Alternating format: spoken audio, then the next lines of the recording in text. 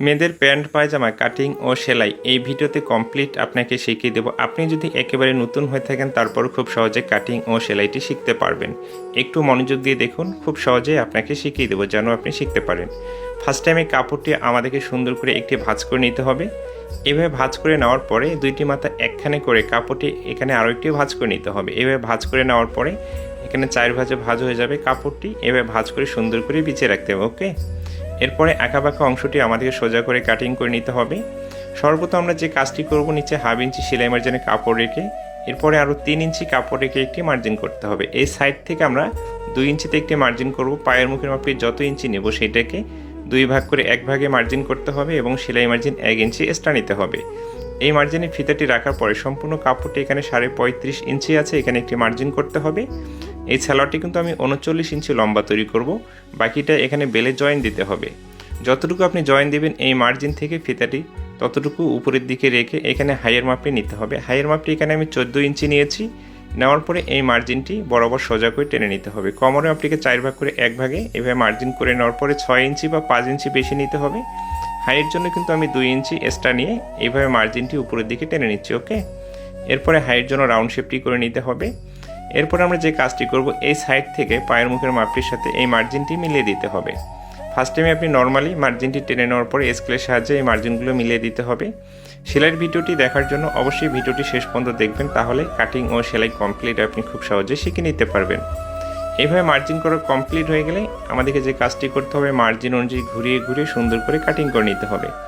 আপনি যদি আমার ফেসবুক পেজে নতুন হয়ে থাকেন অবশ্যই পেজটিকে ফলো দিয়ে রাখবেন পরবর্তী ভিডিওগুলো নিয়মিত দেখার জন্য, এবং ইউটিউব চ্যানেল থেকে দেখলে অবশ্যই চ্যানেলকে সাবস্ক্রাইব করে রাখবেন পরবর্তী ভিডিওগুলো নিয়মিত দেখার জন্য।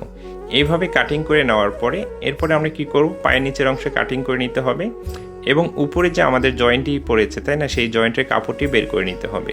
তো এইখানে আমাকে 3.5 ইঞ্চি জয়েন্টের কাপড়টি বের করে নিতে হবে এবং এলাস্টিক লাগানোর জন্য 2 ইঞ্চি, 5.5 ইঞ্চি তাই না, এখানে 5.5 ইঞ্চি কাপড় নিতে হবে। ফার্স্টে আমি 2 ইঞ্চি কাপড় রেখে একটি মার্জিন করব। এরপরে আমি 3.5 ইঞ্চি সেলাই মার্জিন 1/2 ইঞ্চি সহ 4 ইঞ্চিতে নিচে মার্জিনটি করে নিচ্ছি। এইভাবে কিন্তু আমাদেরকে জয়েন্টের কাপড়টি বের করে নিতে হবে। জয়েন্টের কাপড়টি বের করে নেওয়া হয়ে গেলে এই প্যান্ট সিস্টেম সালোয়ারটি কিন্তু কাটিং করে একেবারেই কমপ্লিট। চলুন সহজ নিয়মে কীভাবে সেলাই করতে হবে দেখিয়ে দিচ্ছি।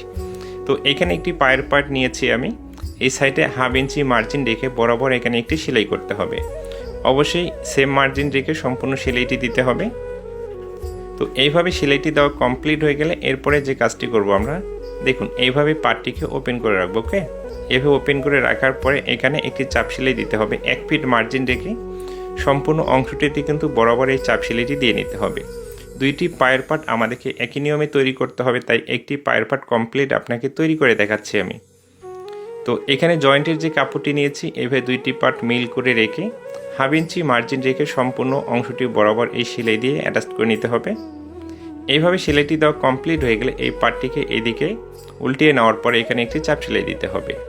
আবারও বলে দিচ্ছি, দুইটি পায়ের পার্ট আমাদেরকে একই নিয়মে তৈরি করতে হবে, তাই একটি পায়ের পার্ট আপনাকে আমি দেখিয়ে দিচ্ছি।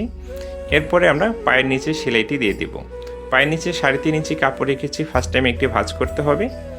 এইভাবে একটি ভাঁজ করে নেওয়ার পরে অবশিষ্ট কাপড়টি এখানে আরও একটি ভাঁজ করে নিতে হবে। এইভাবে দুইটি ভাঁজ করে নেওয়ার পরে একেবারে মাথায় দিয়ে দেখুন একটি বরাবর সেলাই দিতে হবে। প্যান্ট সিস্টেম পায়জামা আপনি পায়ের নিচে কিন্তু আপনার রুচি অনুযায়ী যে কোনো ডিজাইন আপনি দিয়ে তৈরি করতে পারেন। এখানে একটি নর্মাল ডিজাইন আপনাকে আমি দেখিয়ে দিচ্ছি। এরপরে দুইটি মাথা একখানে করে পায়ের মুখের মাপটি আপনাকে ফিতা দিয়ে মেপে এখান থেকে সেলাইটি শুরু করতে হবে। অবশ্যই যখন এই সাইডে আপনি সেলাইটি দেবেন এইখানে কিন্তু 2টি করে সেলাই দিতে হবে। আমি একটি সেলাই দিয়ে আপনাকে দেখিয়ে দিচ্ছি। সেলাইটি দেওয়া কমপ্লিট হয়ে গেলে এক্সট্রা সুতোগুলো কাটিং করে ফেলে দিতে হবে। এখন আমাদেরকে হাইটি জয়েন্টটি দিয়ে নিতে হবে। এইভাবে একটি পার্ট ওপেন করে রাখতে হবে, আরেকটি পার্ট এইভাবে রেখে দুইটি পার্ট সুন্দর করে মিল করে রেখে এখানে হাইটি জয়েন্ট দিতে হবে। অবশ্যই এখানে 1/2 ইঞ্চি কাপড় সেলাই মার্জিনের জন্য রেখে এই জয়েন্টটি দিতে হবে। হাইটি যখন আপনি জয়েন্ট দেবেন অবশ্যই কিন্তু 2টি সেলাই দিতে হবে। আমি একটি সেলাই দিয়ে আপনাকে দেখিয়ে দিচ্ছি। এইভাবে হাইটি জয়েন্ট দেওয়া কমপ্লিট হয়ে গেলে এখন এলাস্টিকটি আমাদেরকে লাগিয়ে নিতে হবে। এলাস্টিক আপনার কোমরের মাপ অনুযায়ী কাটিং করে নিতে হবে। এরপরে সুন্দর করে জয়েন্টটি দিয়ে নিতে হবে। এলাস্টিকের জয়েন্টটি যেন খুলে না যায় সেদিকটা লক্ষ্য রেখে আপনাকে জয়েন্টটি দিতে হবে। এরপরে এলাস্টিকটিকে এইভাবে বসিয়ে কাপড় দিয়ে ঢেকে এলাস্টিকের কাজ ঘেঁষে কিন্তু সম্পূর্ণ অংশটি আমাদেরকে সেলাই দিয়ে নিতে হবে। এলাস্টিকটি যখন এইভাবে লাগানোর পরে শেষ হয়ে যাবে এই সাইড থেকে টেনে টেনে বের করে নিতে হবে। নেওয়ার পরে সম্পূর্ণ অংশটি আপনি দেখবেন এইভাবে মেকআপ হয়ে গেছে এলাস্টিকটির মাধ্যমে। এইভাবে এলাস্টিকে একটি সেলাই দেওয়ার পরে ঠিক মাঝখানে কিন্তু আরও একটি সেলাই দিয়ে নিতে হবে। আপনি যদি এলাস্টিক বা রাবার লাগানোর আরও বিস্তারিত বুঝতে চান বা শিখতে চান, এই বিষয়ের উপরে আমার বিশেষ ভিডিও আছে, আপনি পেজের ভিতরে যেয়ে সেই ভিডিওটি দেখতে পারেন। ঠিক মাঝখানে এইভাবে বরাবর একটি সেলাই দিয়ে নিতে হবে। মেয়েদের প্যান্ট পায়জামায় কীভাবে কাটিং করতে হবে, কীভাবে সেলাই করতে হবে, আশা করি এই ভিডিও থেকে আপনি সহজে বুঝতে পেরেছেন বা শিখতে পেরেছেন। নেক্সট টাইম থেকে আপনি নিজেও তৈরি করতে পারবেন। ভিডিওটি শেষ পর্যন্ত দেখার পরে যদি ভালো লেগে থাকে অবশ্যই পেজটিকে ফলো দিয়ে রাখবেন। ভালো থাকবেন।